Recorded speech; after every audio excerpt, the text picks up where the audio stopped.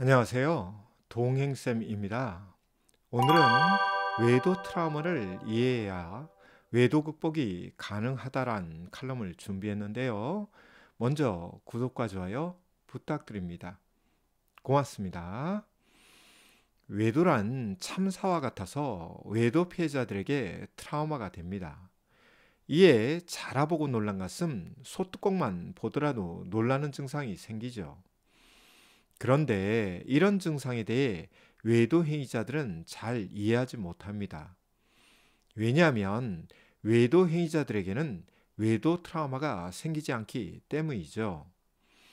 외도 트라우마가 외도 피해자들에게 생기면 외도 피해자들은 알게 된 외도 내용을 반추하고 자동적 사고에 의해 외도 내용을 재경험합니다.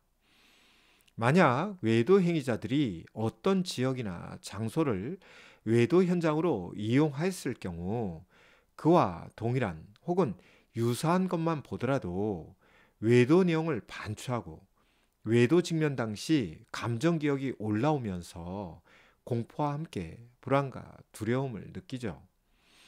예를 들어 외도의 현장이 어떤 도시라면 그 도시 관련 뉴스만 보더라도 배우자의 외도 내용이 떠오르면서 외도 피해자들은 고통을 호소합니다. 또 다른 예로서 외도 현장이 모텔이라면 동일한 모텔뿐만 아니라 모텔 명칭이 들어간 건물만 보더라도 외도 피해자들은 배우자의 외도 내용이 떠오르면서 그 장소를 회피하려고 합니다. 이 외에도 자가용이 외도에 이용되었다면 그 자가용만 보더라도 외도 내용이 떠오르며 분노와 불안을 체험하기도 합니다. 이에 자동차를 빨리 처분해야 하는 경우도 있죠. 그런데 이런 증상에 대해 외도 행위자들의 이해가 떨어지다 보니 외도 피해자들은 억울하고 우울합니다. 이에 외도 피해자들은 고통을 외도 행위자들에게 호소하지만 정작 외도 행위자들은 이제 그만하라고 하면서 외도 피해자들의 고통을 억압하거나 회피하려고 하죠. 이런 것들이 반복될 경우 외도 피해자들은 분노를 억압하였다가 폭발합니다. 이에 언행이 거칠어지고 외도 직면 이전에는 볼 수 없었던 모습으로 외도 피해자들의 삶과 모습이 변하죠. 그런데 이런 현상에 대한 이해의 폭이 좁은 외도 행위자들은 외도 피해자들을 이해하거나 배려하지 않고 거친 언행을 하는 외도 피해자들이 더 문제다라고 말하며 외도 피해자들을 이중으로 괴롭힙니다. 무지가 몰고 오는 비극적 현상이죠. 따라서 외도 직면 후 외도 부부들은 외도 트라우마에 대한 이해를 위해 상담과 코칭을 받으며 트라우마 그 자체에 대해 알아야 합니다. 이런 것을 소홀히 할 경우 외도 피해자들은 고통 속에 있을 수밖에 없으며 외도 행위자들은 죄 없는 외도 피해자들을 억압하거나 비난하게 됩니다.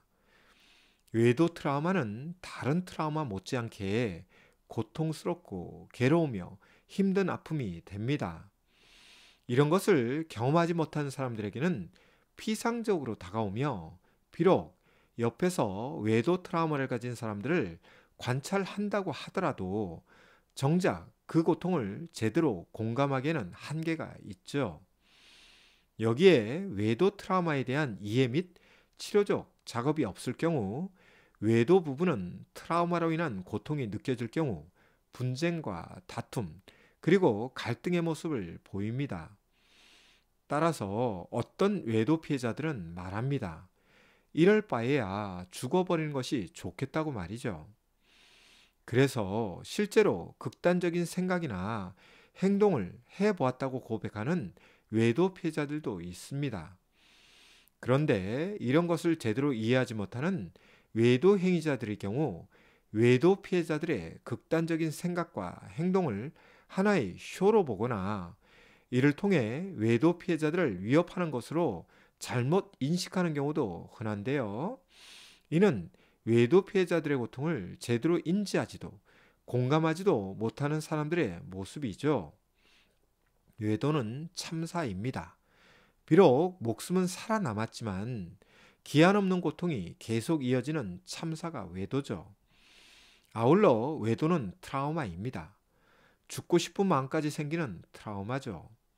그런데 이런 고통을 겪어보지 않은 사람들은 배우자의 외도로 화가 나거나 분노할 수 있지만 그것이 왜 트라우마가 되냐고 말합니다. 그런데 외도는 분명 트라우마입니다. 따라서 외도 부분은 트라우마에 대해 이해하고 잘 모르면 전문가에게 물어보면서 트라우마를 조금씩 완화시키는 지혜가 필요하죠. 외도 직면 후 외도의 생리를 모르면 외도 문제 해결은 요원하게 됩니다. 아울러 외도 직면 후 외도 트라우마에 대해 모르면 외도 문제 해결도 불가능하지만 외도 부부의 관계에도 불안정하게 됩니다. 따라서 외도 직면 후 외도가 트라우마가 되지 않도록 해야 합니다. 그리고 이미 트라우마가 되었다면 외도 상담과 부부 상담을 통하여 증상과 통증을 완화하는 노력이 필요합니다. 이때 중요한 것은 타이밍입니다. 즉, 시간이란 말이죠.